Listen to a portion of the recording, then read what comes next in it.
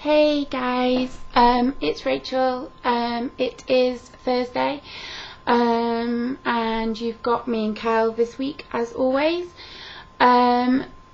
This last 4 weeks we've been adapting DBT skills to how to help them with your recovery with regards to dealing with very difficult emotions, DBT being a set of skills, a type of therapy that kind of combines cognitive aspects with a kind of Zen feel to it, and it's actually something I believe in a lot, and I think that it's an incredibly helpful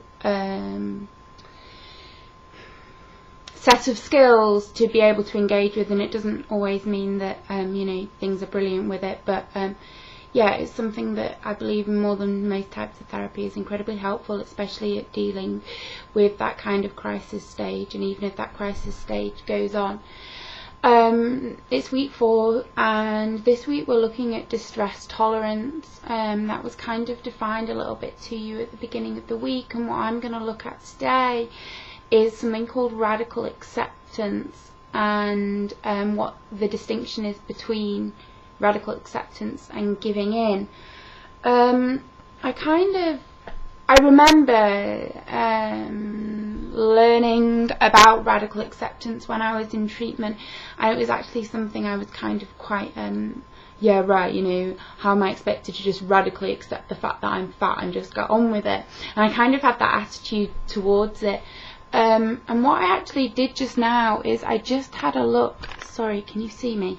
I just had a look at an internet site, and I found something here which I think might be of some use. So we're looking at distress tolerance, and we're looking at pain, and I don't mean physical, I mean like emotional pain. And it says here that radical acceptance can play an important role. It's the vehicle of transition between a knee-jerk protective reaction that furthers the suffering. So you feel distress, you impulsively, that's the word I think I need with this, you impulsively hurt yourself, make a call, throw anger at somebody. I don't know, there's a million different things that you can do to, be self-destructive, and that includes, your anger and dealing with your anger, inwards or even outwards. Okay, so, and what it says here is it's radical acceptance is a way of learning how to begin to tolerate emotional distress, that over time, the more you radically accept your distress, it becomes dreaded less, it becomes feared less, and then therefore reacted to less. Radical acceptance is something that needs practice, and they consider it to be a core skill in building emotional mastery, and what can be unbearable pain and unmanageable pain into manageable pain. So what I'm going to do is break that down a little bit, because that's probably quite a lot to take on board. What do I mean by emotional distress? Well, emotional distress is unresolved pain. It's heightened. It doesn't mean that it happens in an instant and then goes the next instant. It can be ongoing. I was in a state of crisis for almost a year, okay? I just struggled. And what these skills are trying to say to you is that no, it's not just easy to go, oh, I radically accept that I'm in an emotionally difficult place at the moment, because when you're in that emotionally difficult place, it's very difficult to engage in a rational way, okay? So you're in distress. If your eating disorder is active, your self-harm is active, your other addictions are active, that to me is the key, that you're in some form of distress because you're using those behaviours, okay? So what this is then asking you to do is that with practice, when you are in a state of pain, heightened distress, okay, try and hold back. It's about doesn't mean you can engage yourself in a rational way. What it does mean is that you can, like I've said in my other videos, Get out the house, get out the four walls. It's giving yourself that space. And that doesn't mean that you're not going to use destructive behaviours, but it's giving yourself that space, okay? So in that moment, you can say, okay, I'm struggling here. I'm in a lot of pain. I'm feeling, I don't even know necessarily what I'm feeling, but I feel empty inside. I feel like my heart is just like literally aching. I'm in emotional pain. I'm just stressed. I want to throw something. I want to hit something. I want to hurt myself. Okay, so it's about stepping out of that situation and then being able, and that is kind of radical acceptance. Okay, so it's allowing yourself to let some of that pain, some of that emotion through and be okay. I'm in pain at the moment. I'm really distressed, but that's okay too. Okay, and I'm going to just try here to just stay with it, okay? Because what happens is if you stay with very uncomfortable pain, and the more you stay with that uncomfortable pain, the less uncomfortable it becomes. And so it's this whole thing that you don't dread it as much because you've survived it.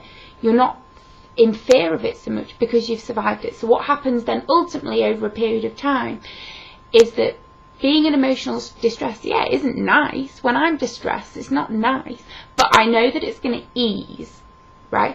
And if I allow myself to feel it, well, all that's going to happen is if I allow myself to feel it and it comes out through crying or talking to a friend, it doesn't weigh as heavy on me. You go and hurt yourself, you go and punch something, you go and cut yourself, you go and drink, you go and binge or purge or whatever, you're just blocking it again. You're not letting it through, okay? So it has to be transitional. You're not letting it through. So it just builds and builds and builds and builds and builds and builds and builds.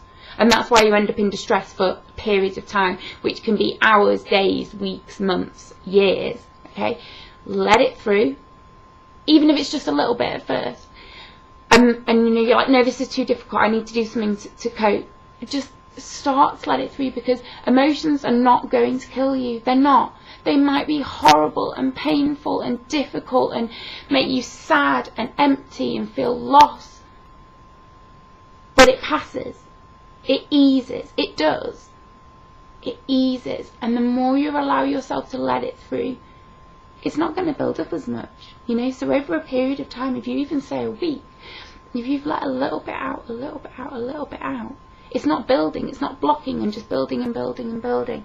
And that for me is what radical acceptance is. And it doesn't mean that, it's saying here, what's the distinction between radical acceptance and giving in? I don't think you're giving in by taking a step back. You're making a conscious choice to say, I'm going to try and deal with this differently, okay? I'm going to try and actually let myself let some of this pain. And what's the worst thing that's going to happen? I'm spending an hour, 2 hours on the phone to my friend crying. Well, do you know what? That's okay too. And what will happen is that you won't actually be as distressed all the time, because all that happens when you use behaviours is, yeah, it helps in the short term, but in the long term it just fucks you up more. And this has to be what kind of recovery is. And this is, when I'm talking about this transitional thing, recovery to me is fluid. It's about moving. It's moving and moving and moving. And I don't know whether any of you have seen In Treatment. It's quite interesting because at the beginning of that, it's about a psychotherapist. There's water that splashes over kind of when like the credit things come up. And I see that as movement, and that to me is what therapy is. That to me is what recovery is. It's about letting emotion through bit by bit, giving yourself short-term goals, and then looking at that and saying, do you know what, I did really well. And that's what's good about CBT and DBT, is that it does allow some sort of reflection on your behaviours and how they've changed. And yeah, that to me is all that these DBT skills are, and radical acceptance and all the rest of it. It's about keeping fluid, because when we get stuck, it's horrible, okay? And we are going to get stuck sometimes, and sometimes we're going to get stuck and sort of, be like, well, do you know what, I might as well make the most of this situation, and you cope with it, and then you move forward a bit more. Because if you're engaging in these skills, if you're engaging in some form of, I keep using the word therapy, but that can be anything. You're going to keep yourself moving. Alright guys, I hope I've made some sense, and I'll see you next week, okay? Bye.